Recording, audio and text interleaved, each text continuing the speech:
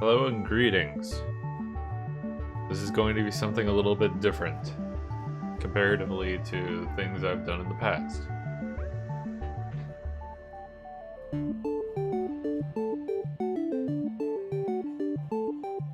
At least I've been trying to convince a few of my friends to play some Here's the Storm with me, but they are not really sure how to play. And just to better educate them, I figured a little quick video would be useful. I tried looking at the tutorial or watching them try and do the tutorial. The tutorial doesn't really look all that informative, honestly.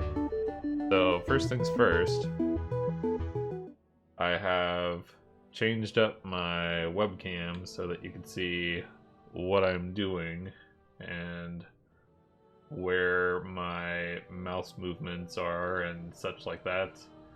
If I click on the screen, you can see what I'm doing as far as that goes. So I figured that would be kind of informative. Let me adjust this slightly.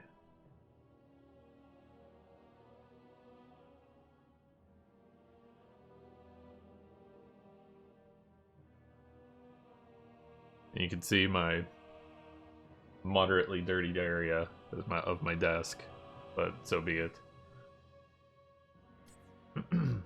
Anyways, let me see.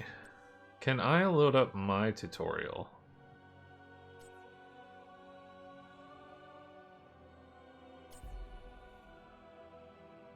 So let's try going through the tutorial itself and see if I can better explain what's going on.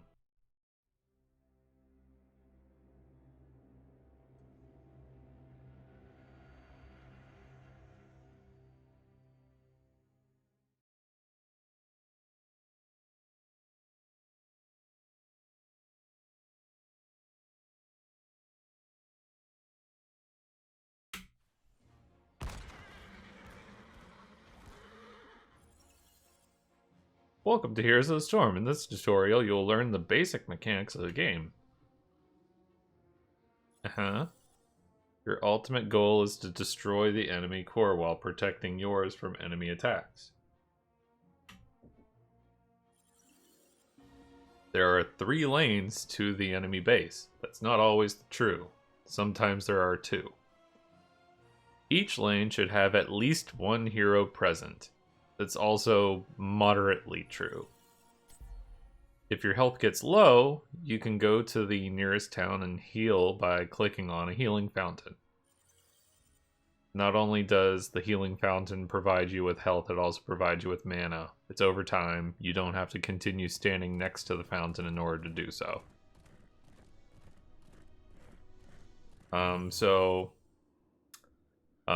Yes, I am playing as Jaina, a ranged frost mage. Her ice abilities deal a lot of damage and slow enemy heroes. So crowd control, like slows or stuns, are useful. And of course, different heroes have different types of abilities, or different roles in general. So for example, if looking at the teams up here, and let me hide that temporarily. You won't be able to see everything here. The character that you can't see off screen is Gul'dan. Gul'dan is a ranged assassin mage. Stitches is a very high health tank. Greymane is a burst damage melee assassin. Tychus is a semi-burst damage, semi-ranged assassin. Arthas is a, I believe, bruiser. He is a melee character who can be used either as a tank or as a moderately high health and sustain assassin. It just kind of depends upon how you build them. Jaina, we already know, is a ranged assassin mage. Taronda is a ranged healer / support. Muradin is a tank. Simple enough. There is some more details behind him. He's a very effective tank, but even though he is somewhat simple to use, he is still effective. Vala is a ranged assassin damage dealer. Can do very high amounts of damage in a very short amount of time. However, to counteract that, she also has a very low health pool. Nova is a ranged assassin sniper with stealth abilities. So, at least that said,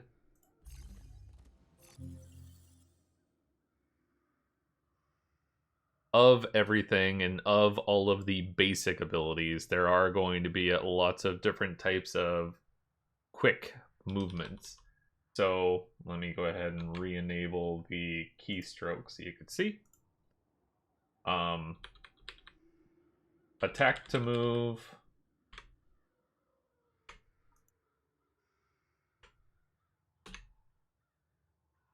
Okay. Attack to move. Z to mount, B to back or Hearthstone, L locks your camera. That's not something that we typically use, and that's not something that is on my little highlight up here. That's fine. That's not really all that needed. Time is of the essence. So I believe the first thing that is said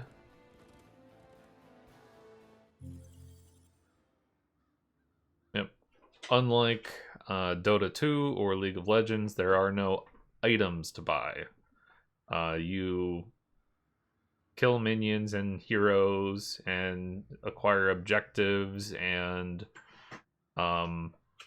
destroy buildings in order to gain experience. As you gain more experience, your level increases. Once your level increases to different tiers, then you're able to basically gain new talents. So, level 1, you can press N or hold down the control key. I usually like to hold down the control key because to me it's a little bit quicker. They recommend going with Lingering Chill. Lingering Chill is reasonable. Frankly, any of these first talents are fine. The best thing about Heroes of the Storm is that there is no right or wrong answer. It goes by whatever your playstyle is and whatever is best to counteract what the team has. So I'll just go with the tutorial for now, and we'll go with that. I'll take care of it. So time starts ticking down. You can't see it right now. However, it's counting down from approximately 20 seconds. 10 seconds. Let me adjust that sound because we don't necessarily need that to be very loud.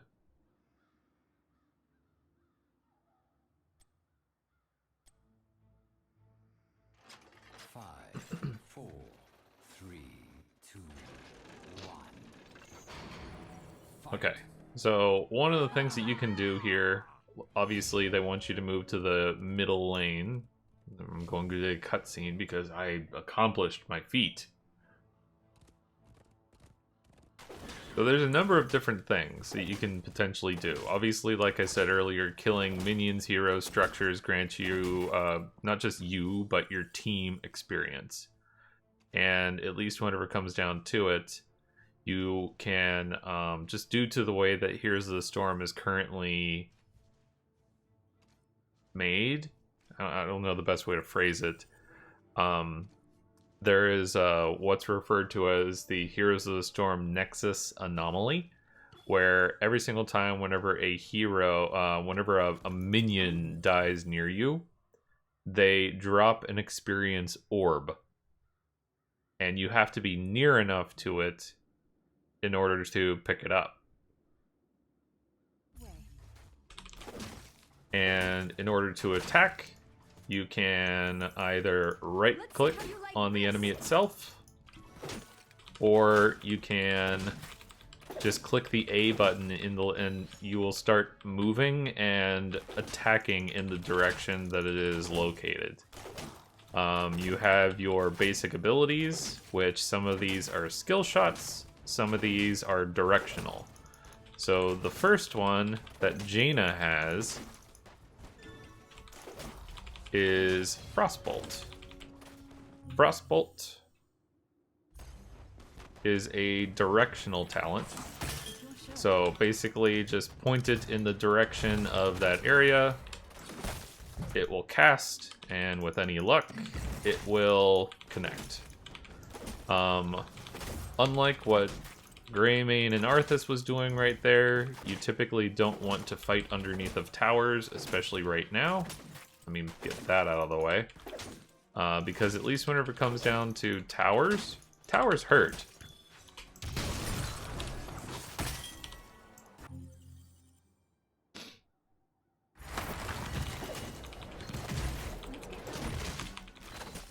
And I didn't mention the other abilities that Jaina has, but we can go through it. The first here is a directional frontal cone, which is Cone of Cold. In addition to that, there is also an area of effect ability that she has, which is...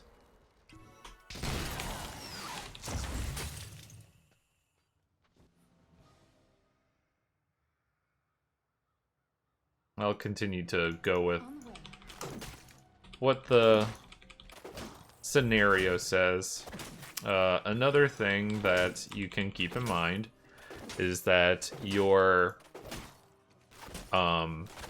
mage minions, the ones with the little pointy hats, are going to drop regeneration globes. Think of it like a teeny tiny fountain. One of the things that you may have noticed that I did just there right now is backed away whenever there was... Oh, he is almost dead. Let's finish him off. Done. Why don't you chill out for a bit?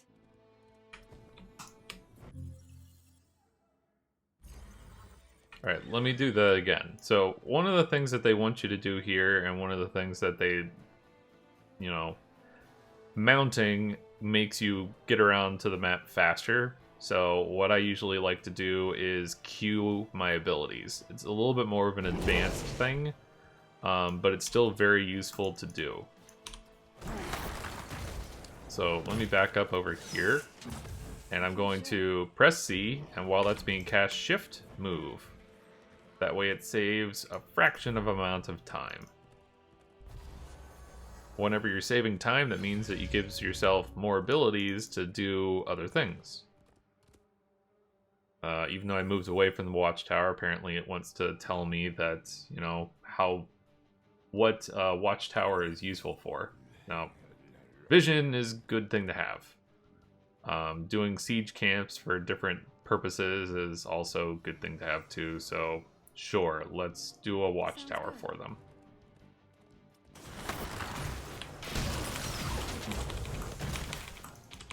What you could see that I'm doing here now is a little, somewhat more of an advanced thing. It's what's called stutter stepping. So especially whenever it comes down to...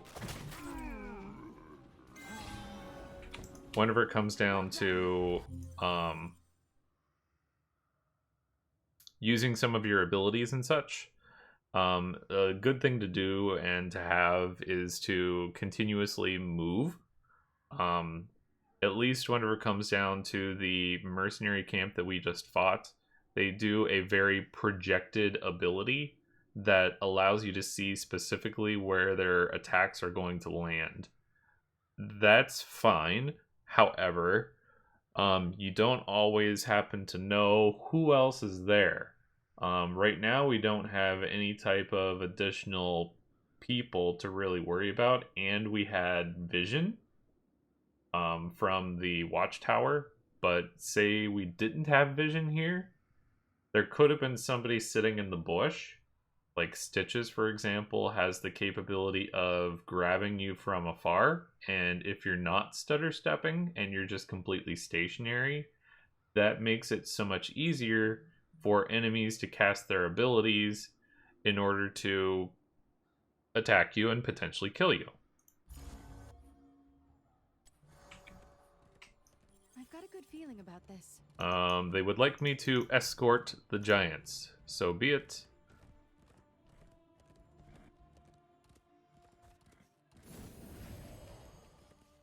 And you don't have to stand directly next to the giants in order to escort them, so I feel like this is unnecessary.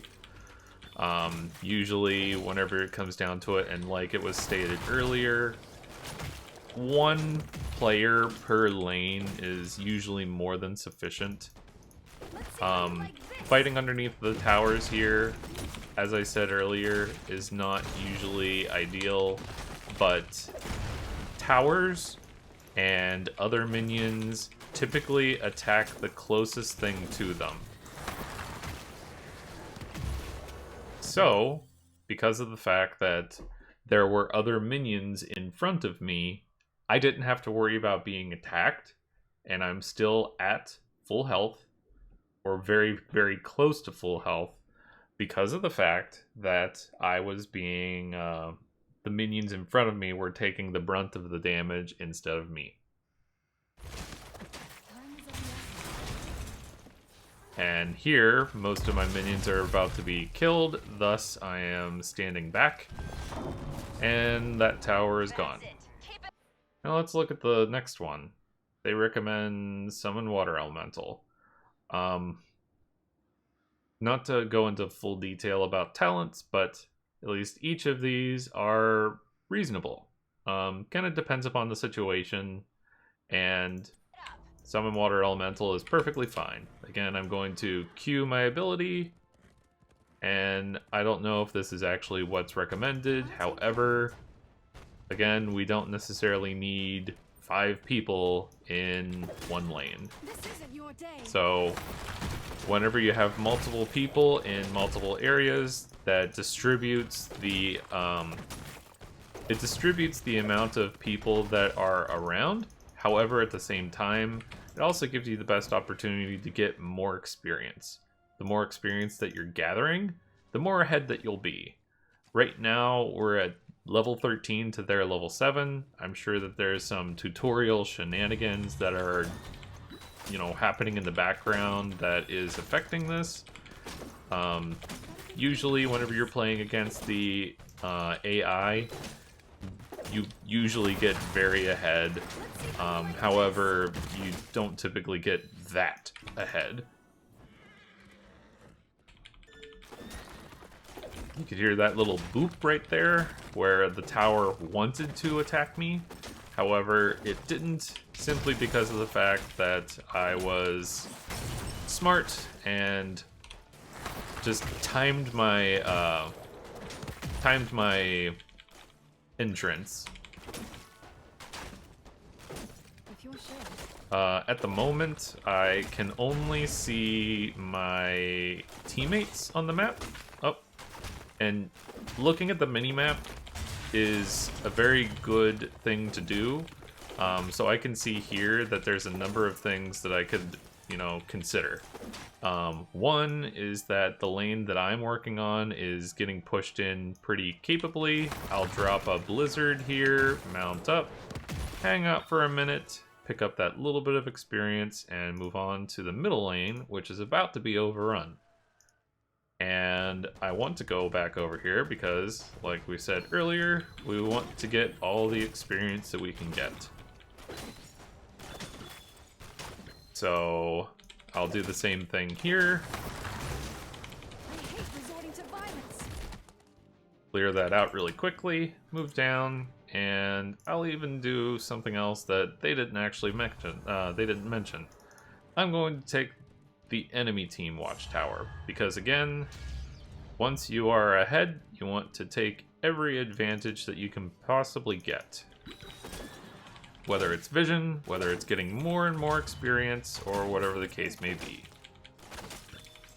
Alright, and the next minion wave is here, and I'm going to allow that to drop in, get some more of these regen globes, even though I don't technically need them, because my health is still at full, my mana is still at full, and we're still very much ahead.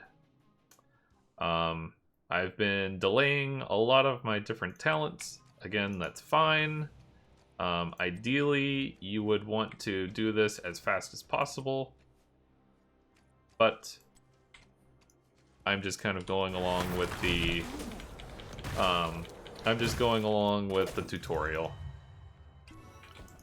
Sounds like that my team is doing very well. We could probably finish this game without me doing all of this, but again, that's fine. Just surrender. Oops. Took a hit there, but I really just wanted to get that tower down. This new blizzard is much bigger, so I don't really have to worry about it. And another thing to note too is that whenever it comes down to these little wizards, like I mentioned earlier, they drop regeneration globes. Whenever they're red, that means that the enemy team can pick it up. They eventually can turn purple. Whenever they're purple, that means that anyone can pick them up. So you only have a few seconds in order to pick up a regeneration globe, and after so many seconds, they disappear. So you lose the opportunity to picking up that globe. Again, I'm going to one of the popular things that you could do whenever you are what's referred to as macroing is split soaking. That means that I am moving between two different lanes, and I am getting as much experience as possible. Alright, I accidentally took one hit there from the fort. However, I did have a couple of regeneration globes sitting on top of me. So my health is already back up to full health. So no worries, no big deal. And here they want me to have more blizzard damage, and considering I'm mostly clearing waves, that seems perfectly fine. Again, just kind of going along with what the tutorial kind of suggests, because right now I'm just mostly concerned with the basics. Another thing to kind of consider is that whenever it comes down to movement, again, pressing the A button in the direction of where you're headed is very useful, because then you're able to pick up, you're able to attack different targets, anything that might be in your way. Something a little bit more advanced to think about too is that you want to try to eliminate your vision of your opponent. So like take for example here, I'm able to see up here because of the fact that we have a fort, we have a fountain, we have towers, we have a wall, and we have support walls. Comparatively, our enemy down here has one fort that we just finished, and they have two support walls down here. If I defeat this other support wall, then they won't be able to see anything in this lane anymore. Now obviously I'm just auto-attacking it, and I could do a lot more damage if I were doing my, if I were using my magical abilities. But really, there's no need.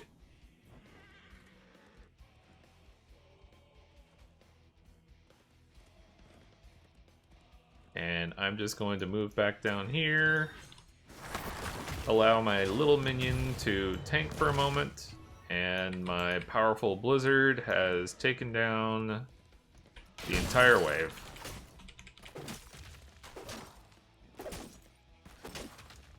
Another thing to consider, at least whenever it comes down to some of the different other things that you could potentially do, like take for example if I wanted to mount up and queue a movement, rather than just moving around and clicking my way through, I could click directly onto the minimap. So I'm going to redirect myself to right here, and rather than standing directly next to Vala, I'm going to help her from way over here. Drop a blizzard, and that finishes it off. However, Vala abandoned ship. I would have expected her to stand directly onto the point and capture it, but again, so be it. You can't always rely upon your teammates, especially if they are computers. One thing to think about is that the AI in this game is not that great. And again, continuing to split soak. The AI wants me to be fighting with my team, but you know what? Personally, I always like getting as much experience as possible.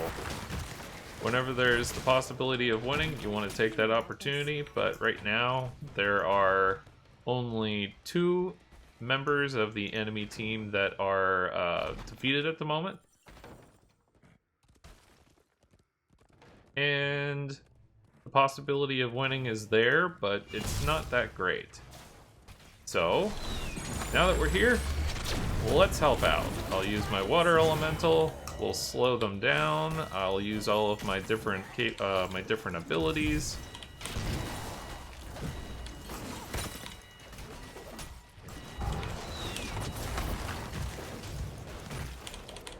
And you can control your water elemental as well.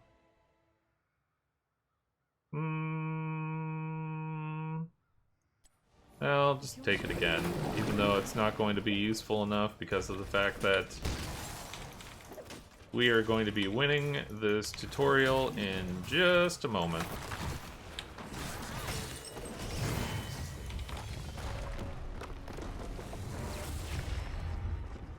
Alright, so let's see. Have I forgotten about anything specifically? There's lots of things to consider. I did the most siege damage in this game by a long shot. I had the most experience in this game by a long shot. These claim that these are elite AI. I beg to differ. I was not there for very many of the different team fights, so I did not actually get very many kills, if, you know, any at all. Looks like Nova the sniper, Tyrande, who was actually our support, who is also a very capable damage dealer, did the majority of our work. So, you know, at least on our MVP screen, you can technically say, you know, good job, that this person did the most team damage, so I think they did very good. You can't vote for yourself, so no stuffing the ballot box.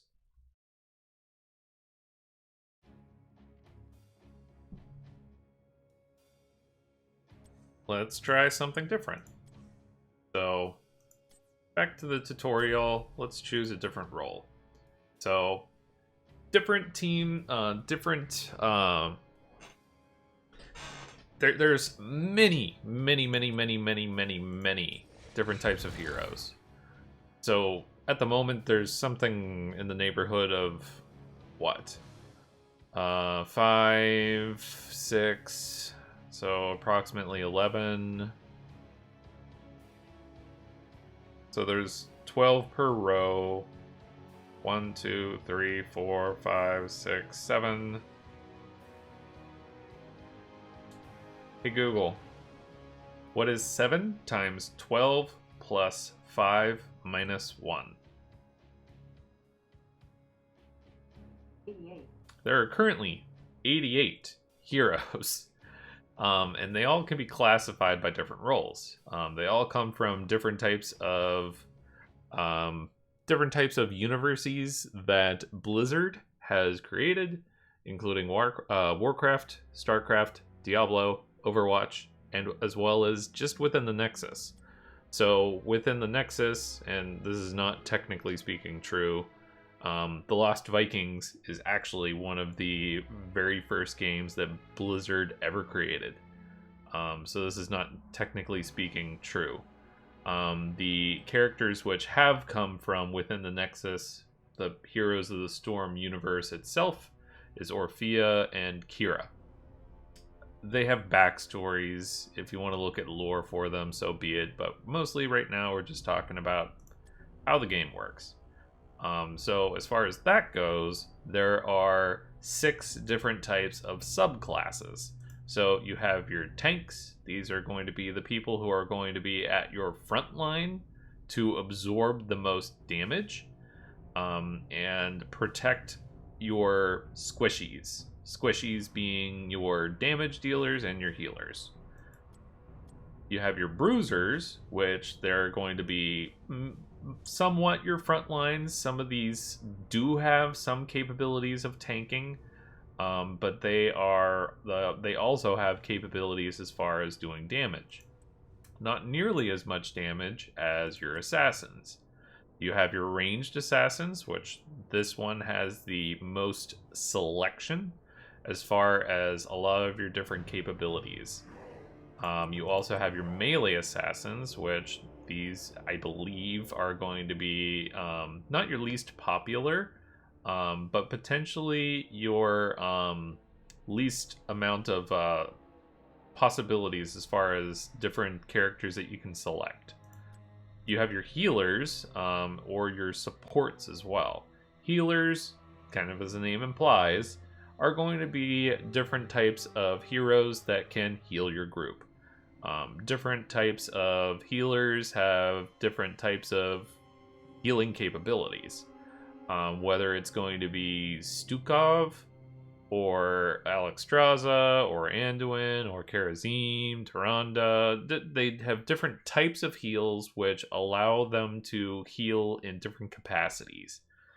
Take, for example, Deckard Cain has the capability of dropping potions. Potions can be dropped on the ground or directly on top of your hero. So it's more of a preparation type healer. And your teammates have to be mindful enough in order to basically take care of themselves. Whereas somebody like Lucio, let me switch out my skin to make him look a little bit more, I guess I can't. Lucio has the capability of healing other different, basically his team using an area of effect. And that can be accomplished by just good positioning. Yeah, so that's basically how that works. And then lastly, you have your supports. They do have some healing capabilities, but mostly it's a very specific type of role, which is the reason why this only has 4 different types of options.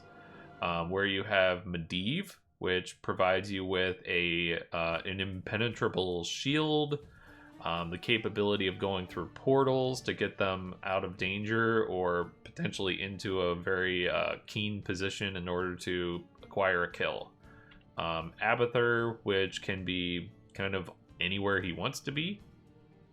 Zarya, which is, technically speaking, could be potentially considered as a bruiser, but also has the capability of shielding not only herself, but also her teammates. And the Lost Vikings, which I touched upon earlier, but this is probably the most interesting of the entire group, where you have 3 different characters that you control simultaneously. So earlier, whenever they mentioned that it is ideal to have a hero in every single lane in order to acquire experience, the Lost Vikings can accomplish that by themselves. That means that you have your other 4 teammates for team fights. So you create a core 4 of a good tank, melee, ranged, and healer in order to combat against the entirety of what the enemy team is. Alright, that said, let's go back again to the tutorial. And what would I like to do next? Let's try the battleground training, and this time we'll play as Muradin.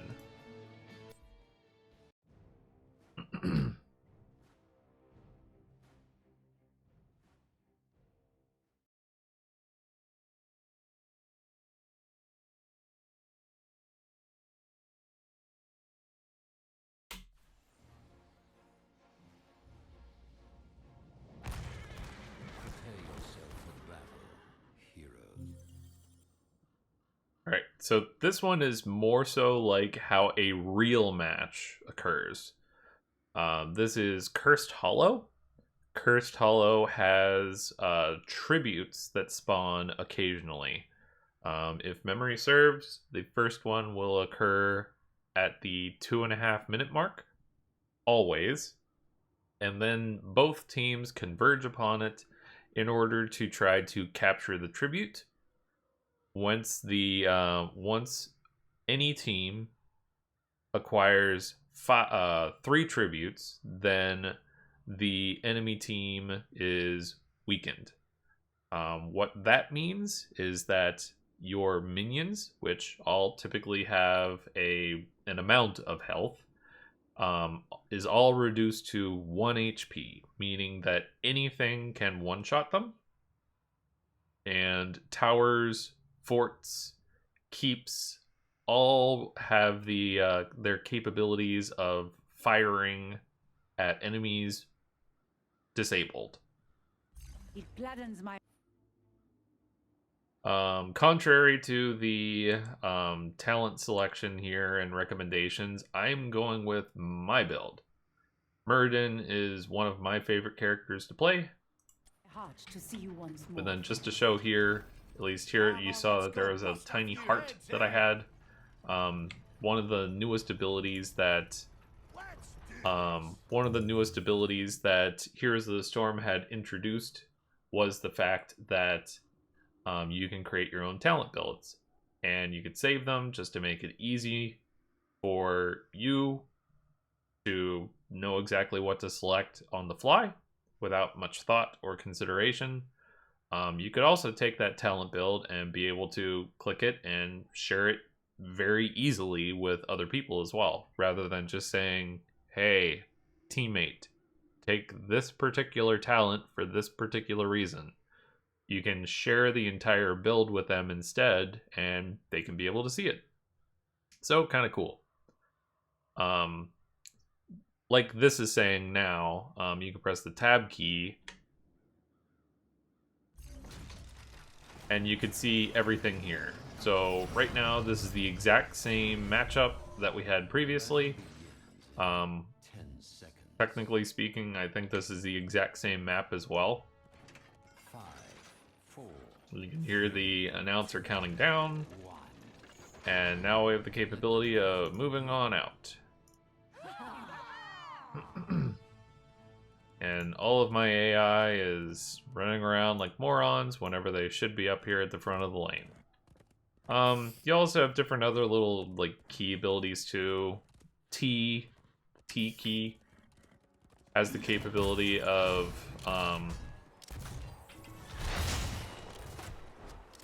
doing what's called a spray. Not really much of anything. One of the strategies that you can have whenever you're playing this game as well is the fact that, like, take for example here where I am currently outmatched. I am waiting for either additional help to show up, or I'm just hiding by my towers. My wall and my towers takes a little bit of damage, but at the same time, I'm not dead. Fighting you want to try to make sure that you're fighting on unequal footing as much as possible. You want to have the advantage. So, different ways of getting the advantage, like we were talking about earlier. Vision is a good thing to have. Fighting 2 against 1 instead of 1 against 1, instead of 1 against 2. Both good to have. And then, simply speaking, just saving your abilities and saving your mana whenever you know that it's not really necessary. I am going to go over here and ping that I am on my way. That was a very poor blizzard. And I'm going to tank most of this damage because my team is not doing a very good job. It looks like that the enemy team also captured a camp while we were doing that. So I'm going to come down here and help out. At least the suggestion is good. So I'm going to agree with them this time. Just to kind of go into detail, at least with Muradin, because he is a different character comparatively to last time.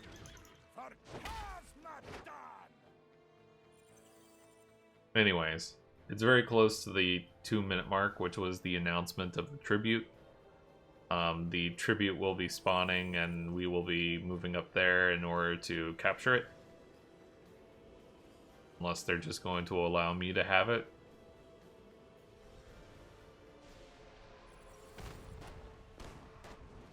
No, this is just an explanation. Fine. This, like I mentioned before, at least whenever it comes down to tutorials, this tutorial is very awkward.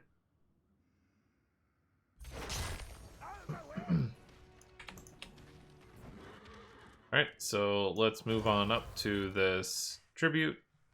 But you also want to keep your eyes open along the way. Right now it shows that I'm going to be walking straight through the enemy, and I want to pick up experience while I'm doing it. It looks like that the enemy team is just going to be walking right along with me, which is awkward for them.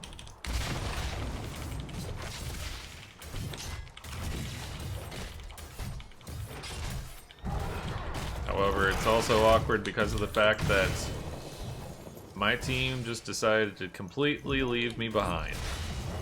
So I need to be very, very careful. However, I think I'm fine.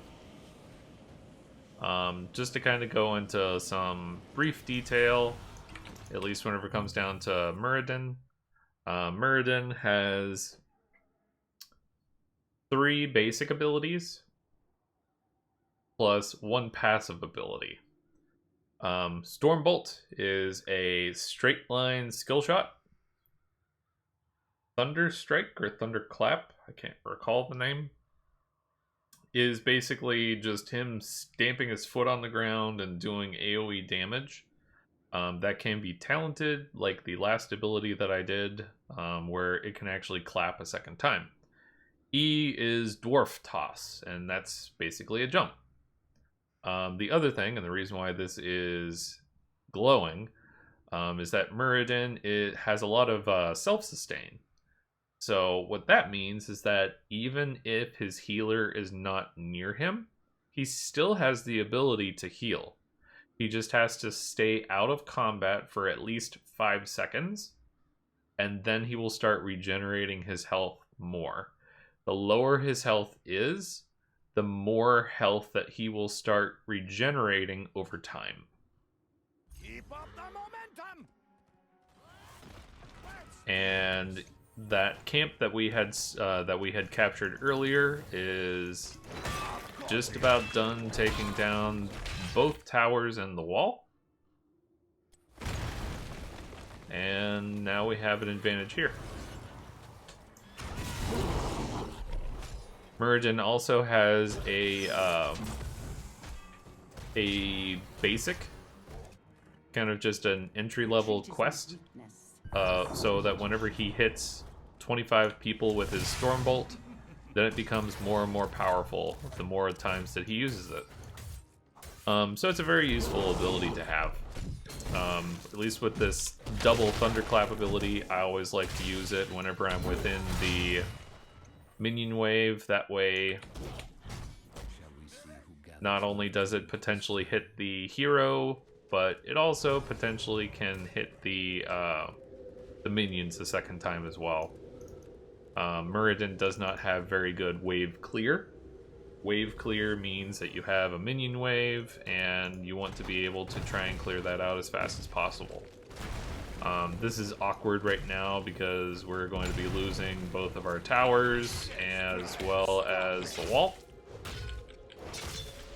which is unfortunate because of the fact that that objective is occurring. And I'm quite confident in my abilities, so I'm just going to come over here and help out my backline. At least my Jaina is still here and present. I'm starting to feel a little bit worried. However, I know that I have the ability of getting out of there. I can jump over walls, and that is something that I could potentially do just to outsmart things. Now I have a little bit more health, and my Jaina unfortunately is dead. But because of the fact that I outsmarted the opponents, I'm able to capture the second tribute.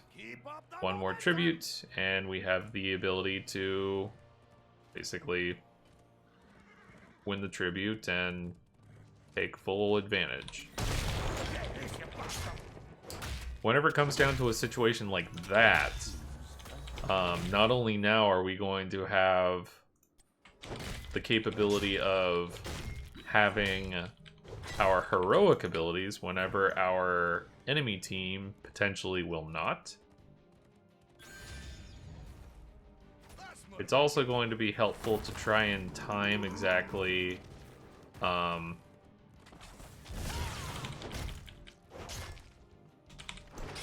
exactly when this mercenary camp is going to be moving. So right now, if I capture it, then it will start moving. Tyrande is very anxious to get it moving, so let's go ahead and get that and move on our way. So now we pose a threat to the top lane while our enemy team is going to be wanting to contest us with the tribute. Even though right now they also have something happening down here with the their own mercenary camp in the bottom lane. I'm going to stand in a bush so that they don't see me. Use my thunderclap to slow them down, and I'm going to get that Tychus out of here.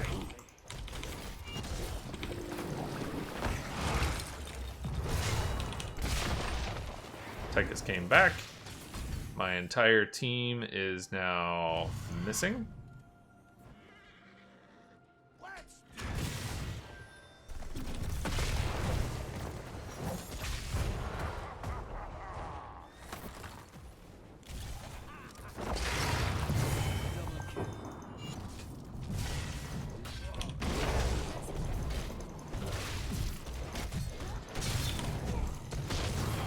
I need to get myself out of here because of the fact that I am almost dead. Well,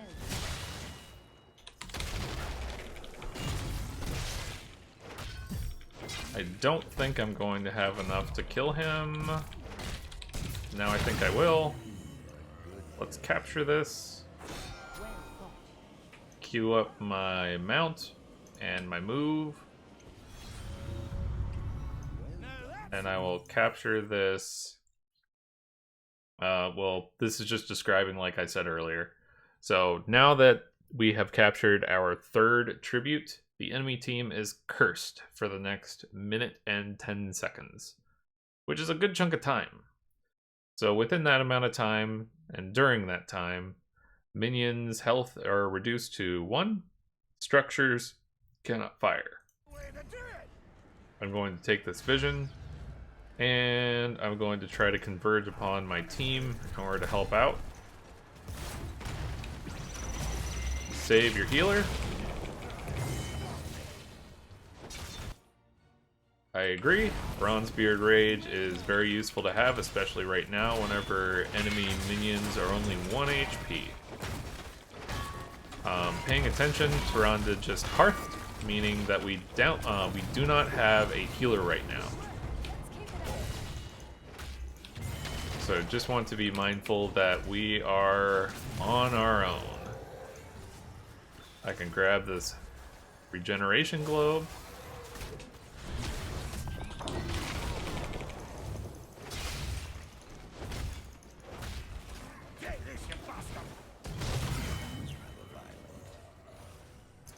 Let's pick up this other regeneration globe. That'll help us as far as our mana.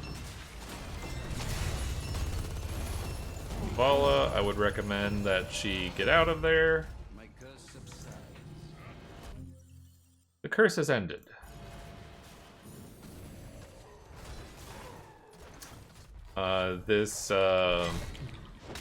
The simulation wants me to attack with my team. They also want us to end the core, but my team is not by the core anymore, so That wasn't so hard, was it? paying attention to the minimap, it looks like that they want to attack the boss. Several things that you could pay attention to, at least whenever it comes down to fighting different things. Sometimes abilities are projected. It was very difficult to show during that encounter, but the boss does have the capability of a stomp. The stomp is projected for about a half second to a second. Not very long, but long enough for you to see it. It also has the ability of creating a circle on the ground, and whenever it does do that, then it will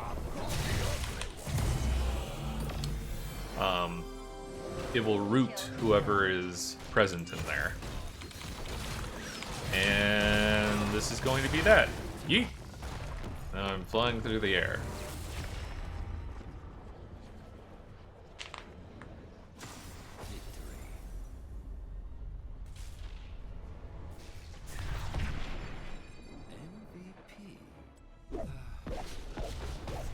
So how did everybody else do? Vala had the most siege that time. Jaina had the most hero damage. However, she did die once. She did participate in the most kills, though. So, I'll vote for Jaina.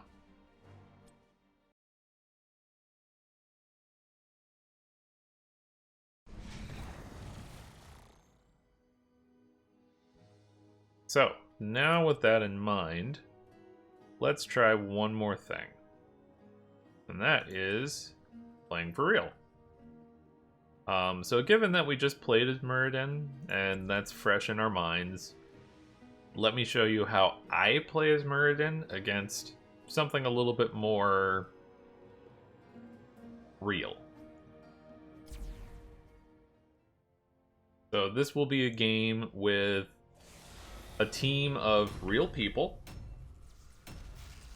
versus 5 AI opponents on Elite.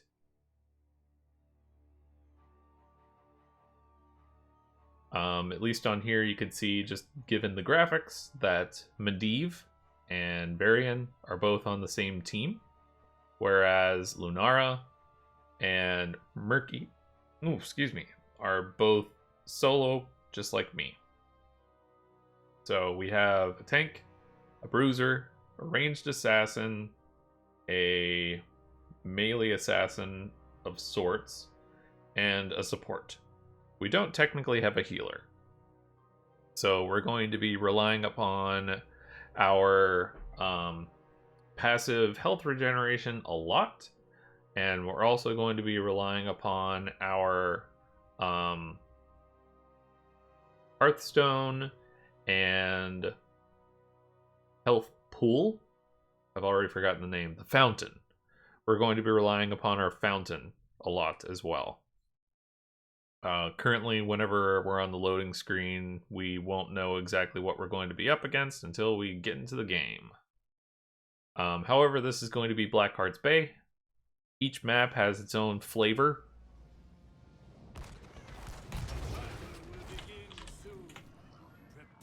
I'm going to be taking the same talents as I did before. Wild battle. Believe it. So whenever it comes down to our different maps and different things, there will be 3 lanes, same as normal. Top, middle, which are both in very close proximity, and a bottom lane, which is pretty far away. If it were me making a suggestion, I would say Murky should be on the bottom, whereas the others would be on the top. So first thing that I always like to do is to go up here and grab the watchtower at approximately the 1.5 minute mark. Treasure chests will start to spawn, and then we will start collecting coins. Whenever we start collecting enough coins, there will be the captain with his chest down here that will spawn, and that will allow us to turn it in order to get the objective.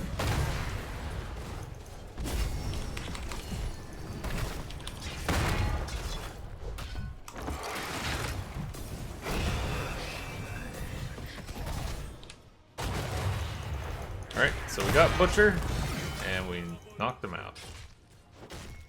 So, some reasonable coordination, although it looked like they were losing to start. My team was smart and decided to back away whenever they realized that things were going wrong. Whenever you can avoid taking damage, avoid taking damage.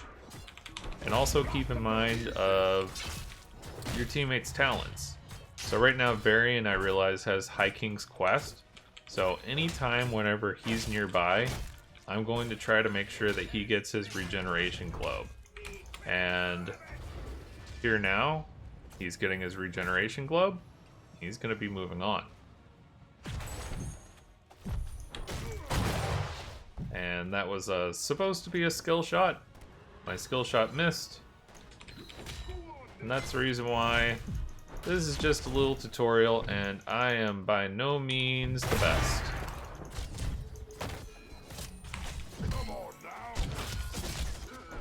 Hanzo is a ranged assassin here. He has a tendency of shredding armor, and he is doing that right now for sure.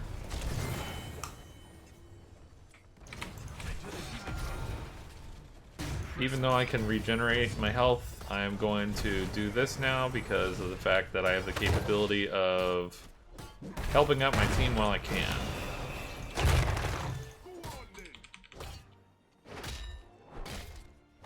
I must take a short reprieve.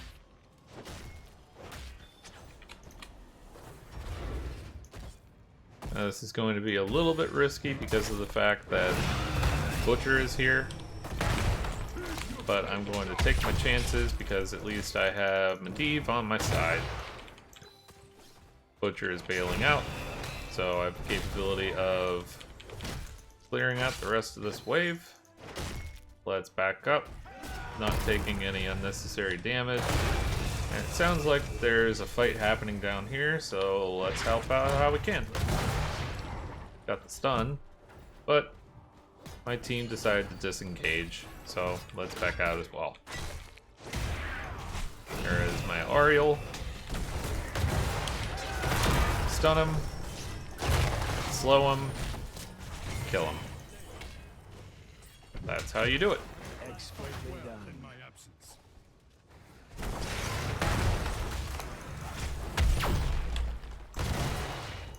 And because of the fact that Arthas started attacking me underneath of the tower, that means the tower starts attacking him.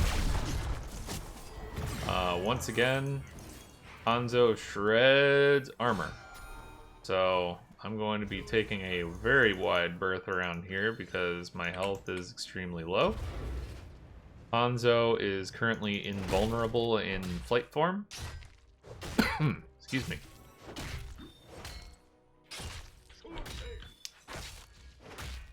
So he is very ideal for scouting. Right now it looks like that they took the coins on the side camp. They potentially are going to be taking the coins on the left camp. But let's see if I could beat them to it.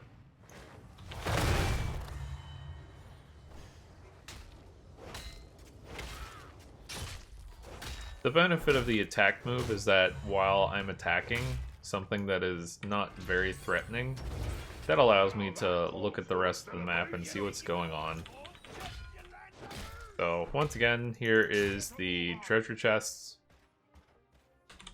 It will take several times hitting it in order to unlock the coins from it. And they will start scattering around. I just have to pick them up. And if I pick up all of these, that should give me enough. Very good timing on that.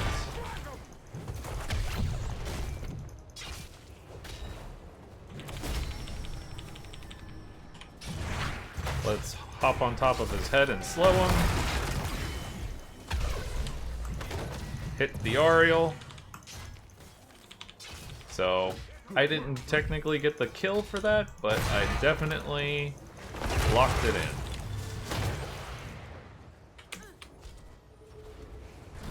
By slowing Butcher and stunning the Ariel, I was able to lock down the kill. Incredible. Let's go ahead and turn in these coins, and that will get the first objective of the day.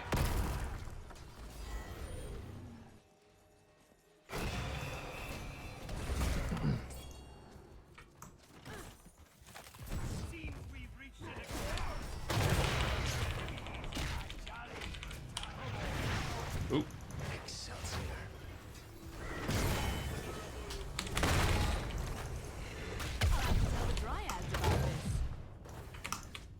So, at least on this particular map, whenever you do get the objective, then you start, they start firing cannons at the closest forts, the closest structures. So at least for this, it would be the middle lane.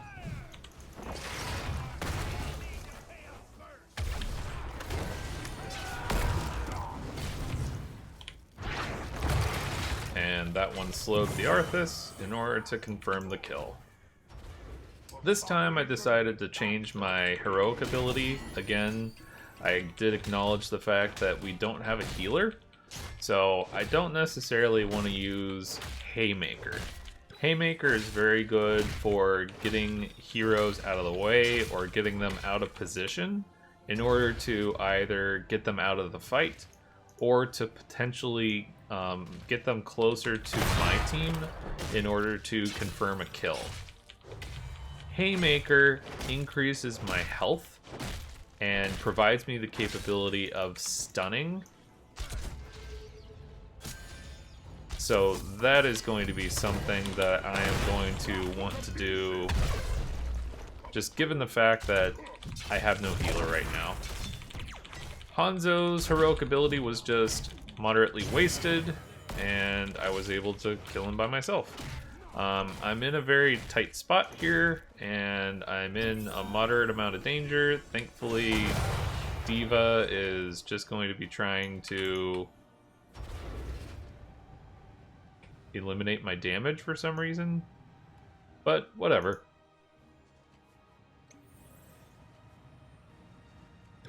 But the nice thing is that if somebody did converge upon me, I do have my avatar ability available that would increase my health, and that would allow me to have a lot more survivability. So, same thing as before. Let's go ahead and get rid of this Hanzo. He is deleted. Jump on top of the D.Va, slow her down. Oh, we all got rooted. That is unfortunate. Stun her. Stun her again. And D.Va is gone. Impressive. Oh, One more coin left. Oops.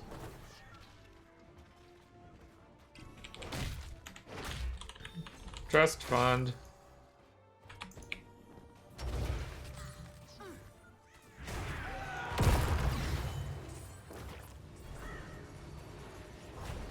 Well, no need for me to turn in, so I could just stand here in the smoke and try and guard my team. Butcher is down here with Arthas, not necessarily in a position where we can take advantage of them, but they seem out of position, so let's take care of them while we can. Try to protect my Medivh. Finish him off. That'll work.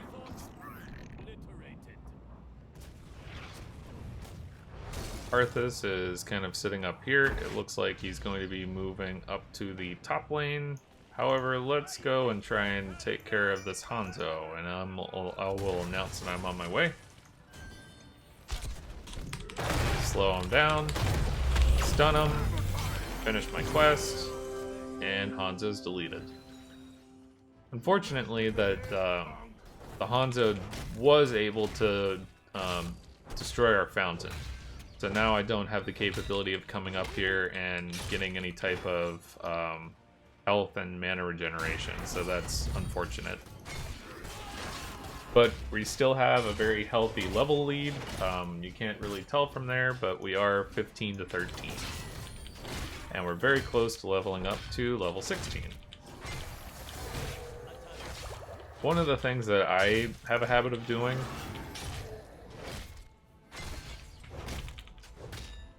is spamming the attack function.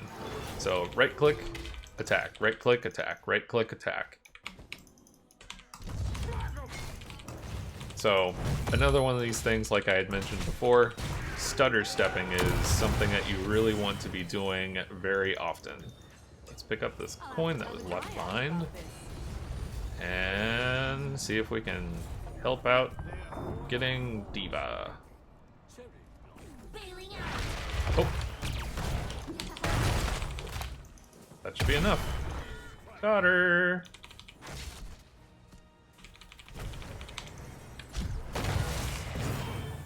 Got him. Let's turn in 2 coins. Oh. Let's delete Arthas.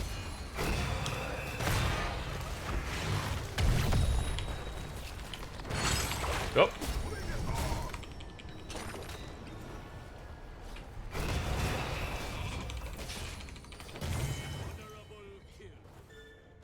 Now, some more advanced things to think about too. Body blocking is something very useful to do as well. So that Butcher just pushed himself into a corner, and Varian and I just stood in front of him, basically eliminating his escape.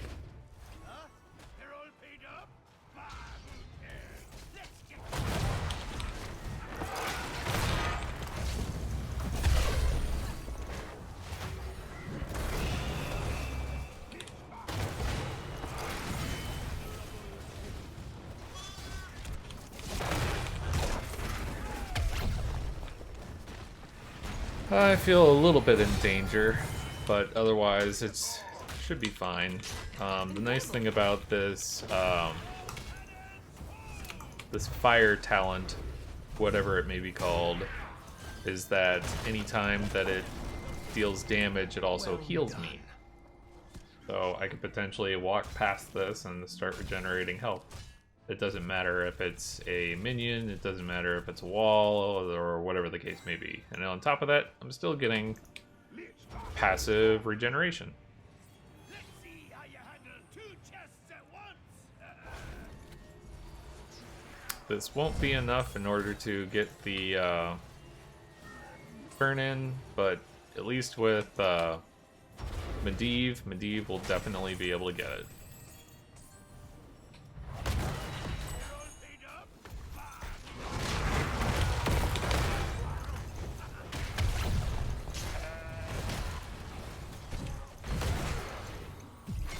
Missed my stun, however, let's go ahead and jump on his head.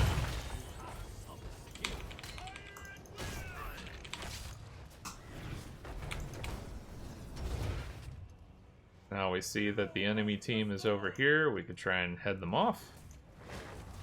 That's enough! Don't be working! Oh, A worthy strike. Ariel went the other way.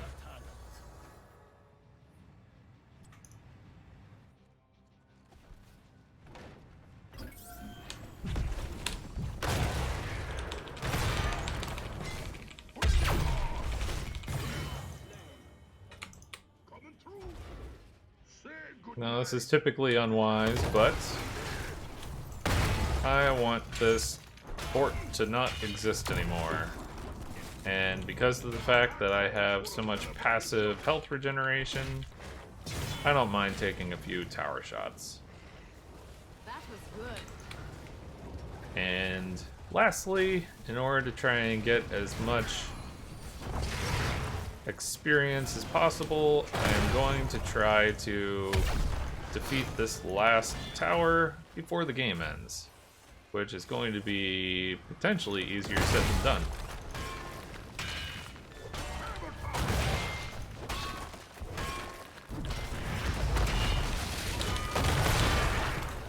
Oh! Sadness. Hopefully Spooky Panda will want to pick up some coins, even though I doubt that we'll need them. Nope.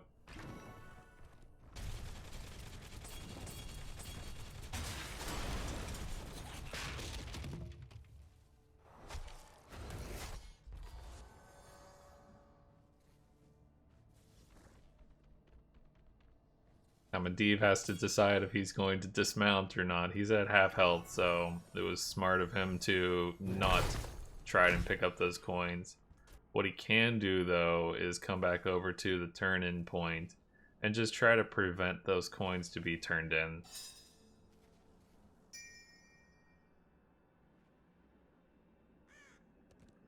We do have all of the... Oh, goodness. Oh, goodness. Pretty sure Hanzo is going to be able to turn in that coin. Oh, nope. He's able to interrupt him. Come on in.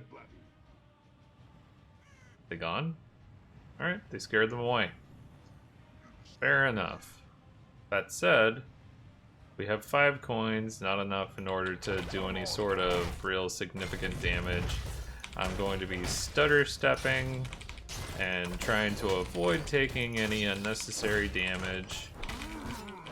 Take down this camp, and at least from here, we could potentially win the game. Treasure for everybody, but mostly for me.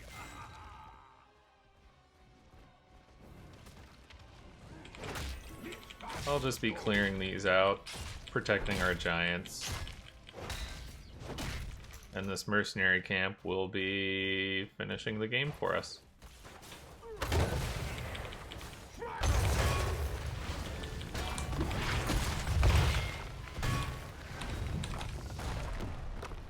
Good game.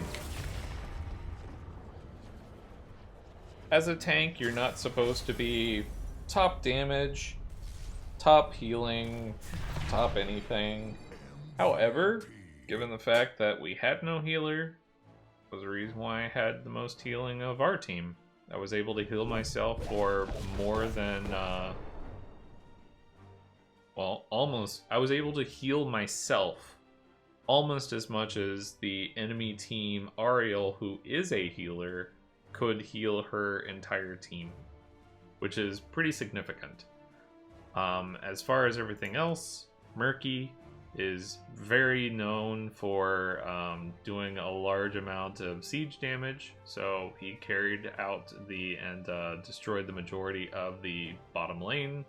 Lenara helped out with the top 2 lanes and was able to deal a very high amount of hero damage.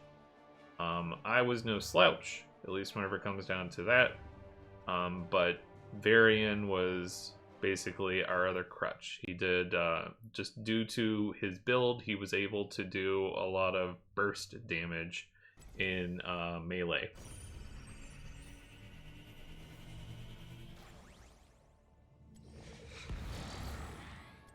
So contrary to tanking, let's try one other.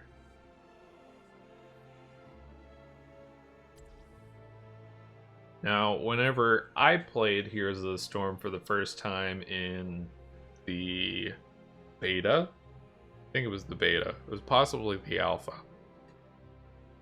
The tutorial that I played was as Jim Raynor. Jim Raynor was a very simple, straightforward character that you could possibly play. And as it is now, he's changed a lot, but not as much as you might think. So let's play as him. At least the skin is a little bit different comparatively to some of the others that you might see. The Muradin skin that you saw as well is also different.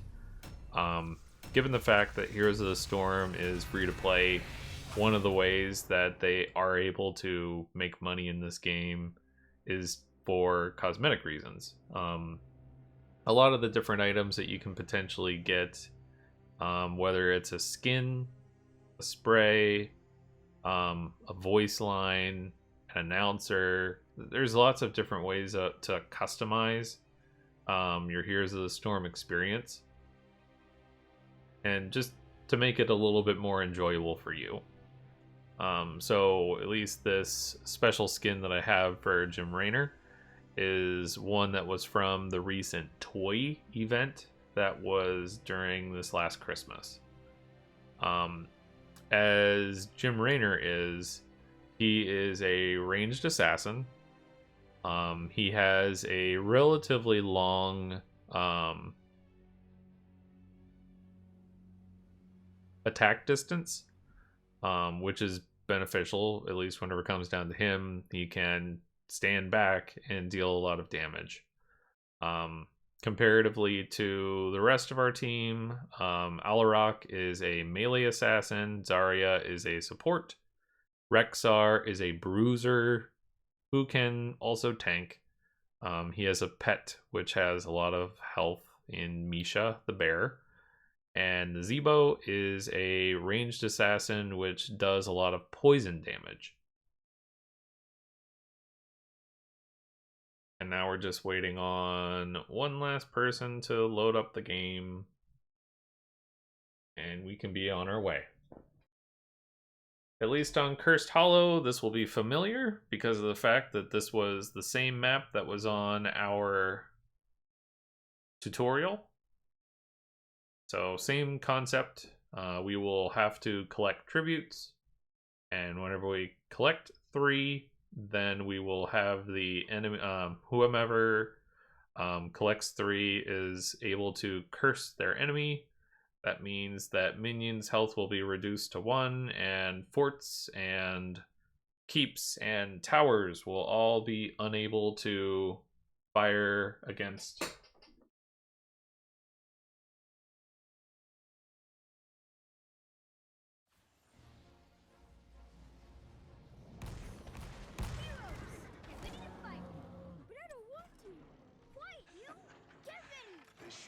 Good to see a friendly face around here. Well, this ought to be fun. Whenever it comes down to the enemy team, they do have a very effective healer in Lieutenant Morales. They have the ability to heal using a beam, so she has to stay within range with them in order to continuously heal them. Can also provide them with a shield that reduces damage taken. Muradin, we all know. Cassia is a semi-ranged assassin. Had a lot of her abilities reworked, so she's pretty unique now. Thrall and Ragnaros are both bruisers slash ranged assassins? I don't exactly remember. No big deal. As far as Raynor is concerned, he has, again, 3 basic abilities. Inspire is going to be one that he likes to use whenever he is standing within the minion wave, because that does empower all of the minions surrounding them. So here I'll hit Inspire, and I'll start doing damage. Not only does it affect the minions around me, but it also affects my own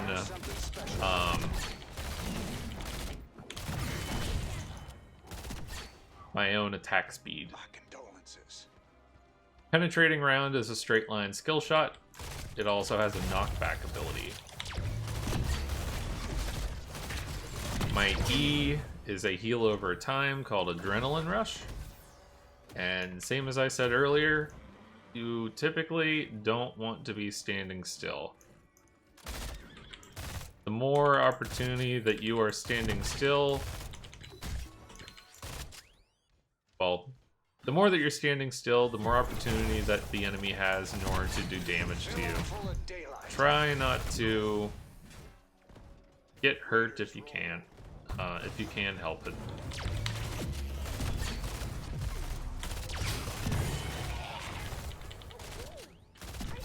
A good kill.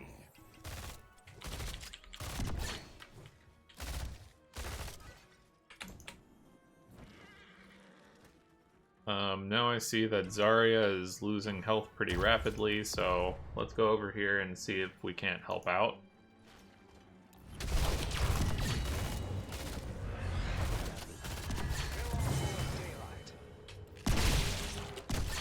Well done. Not only did we were we able to get rid of Muradin from the fight, but we also were able to prepare ourselves because of the fact that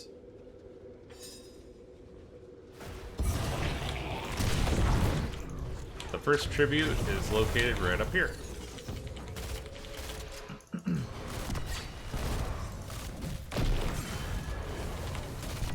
This is a problem. I'm calling in a retreat. You look terrible. Head to a fountain. Now, rather than clicking on the healing fountain and getting my life partially restored, it's sometimes more wise to use your Hearthstone ability. That way it does provide you with more health and the capability of healing yourself completely. Since we were not all together and we were all relatively beaten down, I did not feel that we had any real chance to contest that particular objective, so we abandoned it. And that's at least one thing to consider. You don't necessarily always have to win every single objective. You don't always have to stand directly on top of your enemies in order to deal damage. All day Like long. Tyrande says.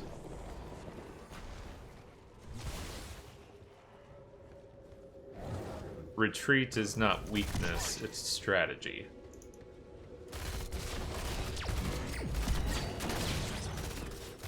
Ooh, good moves by Muradin there.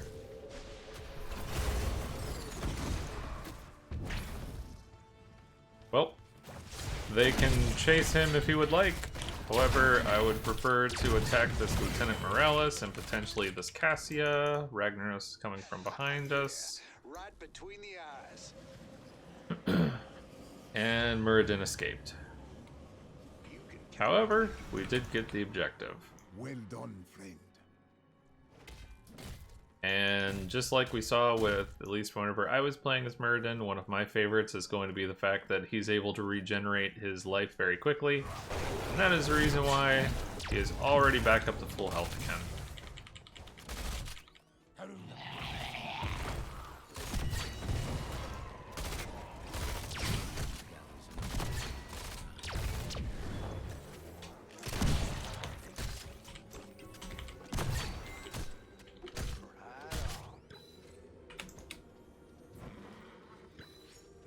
Pick up that last little regeneration globe and see if we can't prepare ourselves fight this team. Now, ideally, we take on the Morales. However, we have to contest.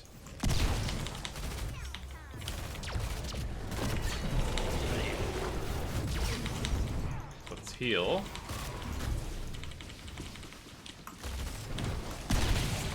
Let's back up.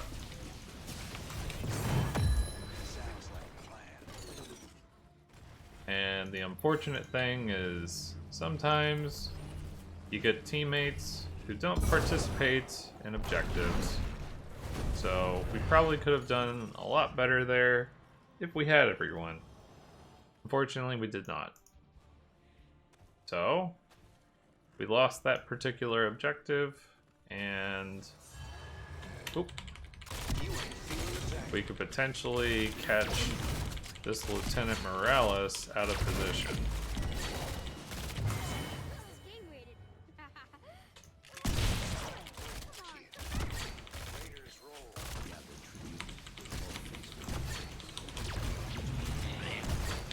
Alright, and I see now that Ragnaros is taking over that building. That is a special ability that Ragnaros has. Typically don't like to body check. Body checking means that you're going to be walking directly into a bush. Ideally, I have my little scout.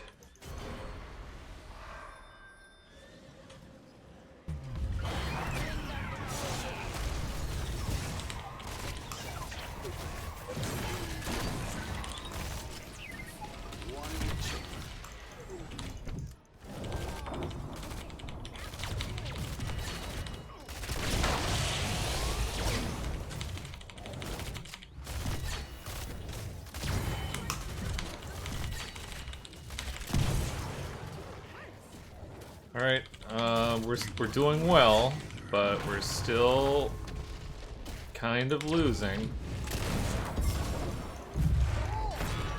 Ragnaros is here.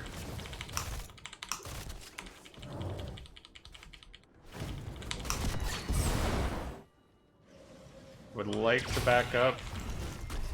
Zebo is finally here helping. Aha. Now we finally have an opportunity to get some zoning. Here comes Lieutenant Morales. Keep up the fight. Okay. So we're able to keep them away. Now while fighting in the bush and staying out of the lane, I'm able to fight this Muradin until Lieutenant Morales shows up.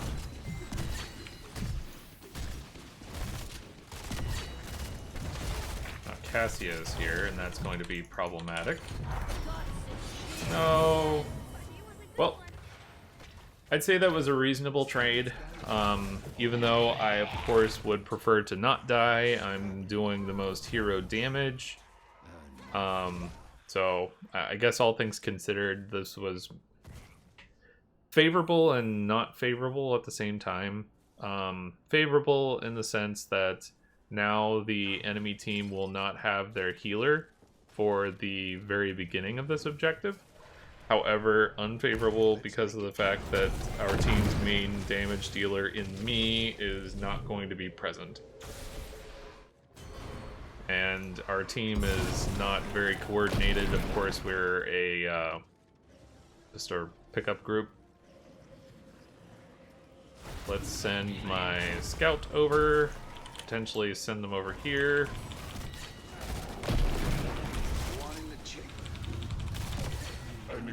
And now the enemy team is cursed. So let's head up to the middle lane and see if we can't do some damage to the Morales. Time to man up. Doesn't look like it, so let's move on. I'll go over here, grab some sight. Meanwhile, one of the perks of the Rexar is the fact that he's able to solo bosses. So he has the boss. Got something special for you.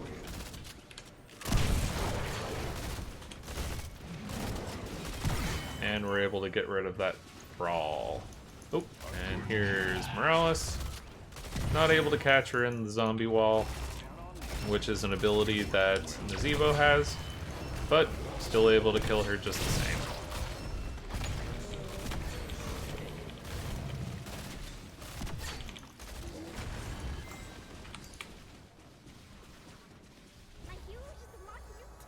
Now, one of the things that I always like to do is try and make sure that we get as much experience as possible. And the best way of doing that right now is to take out the middle lane. I don't know that our team is going to allow that to happen though. So I'll chill out here for a second so I can get the regeneration glove.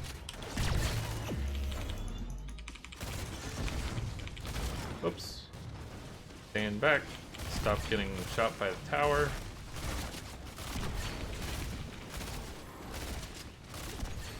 Grab this regeneration globe that I noticed. Heal.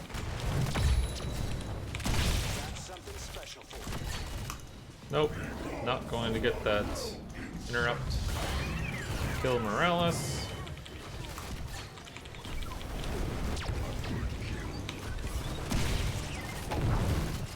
Ragnar should be an easy kill.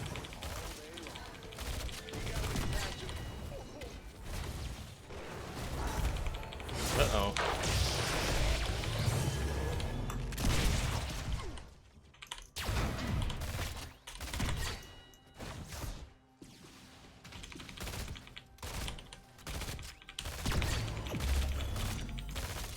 We should still be in good shape. We have siege giants down here attacking the enemy. Oops. And now we defeated their last building, and we should be able to win at our leisure. It would be ideal that we win whenever we're level 20 because that gives us the opportunity of gaining the most experience. Of course, it's not needed. This will be a win no matter what.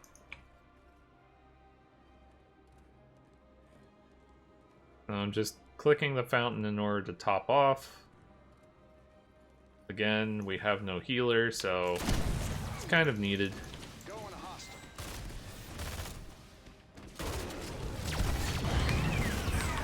This is a very dangerous place to be indeed, and I'm dead.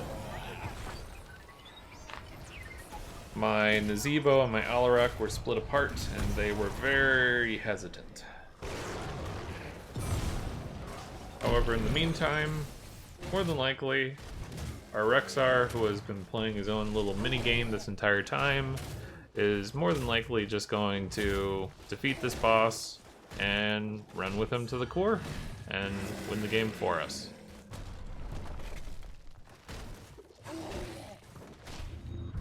Now, we are cursed, so not necessarily a huge problem just given our small level lead. We will be having this boss converge on the core in just a moment.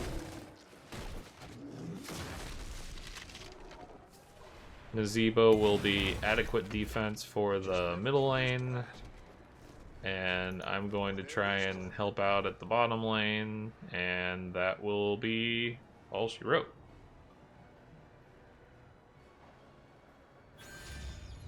I guess another thing to note too, by pressing the L button that locks the camera, however,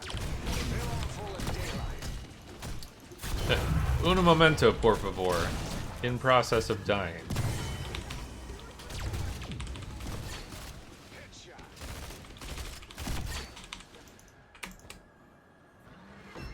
Anywho, pressing the L button locks your camera on your character. You could also temporarily disable that. Whew! Almost died there. You could also temporarily lock your character on, lock the camera on your character by pressing and holding the spacebar. That's sometimes useful, just given different situations. So, they voted me the MVP. I'm going to vote for Rexar, however, just because of the fact that even though he never helped during any of the objectives, he still was very helpful in getting those mercenaries. 12 mercenary captures on this map is amazing, frankly.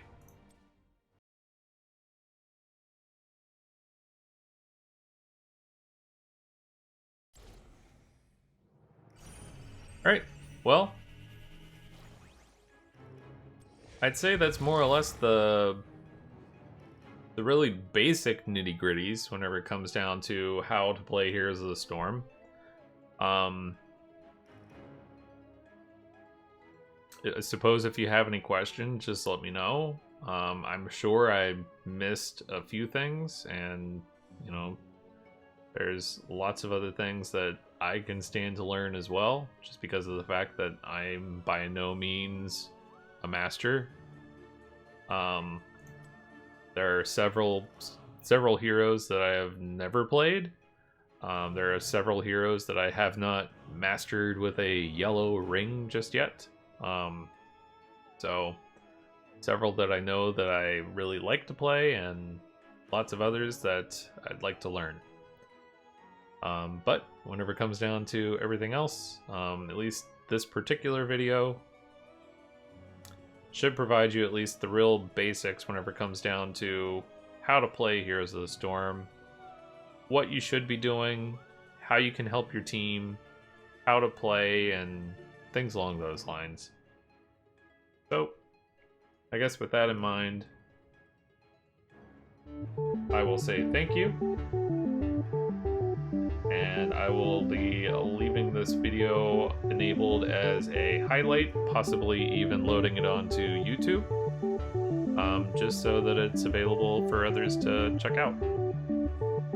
Thank you very much for watching. Subscribe if you'd like to see more content.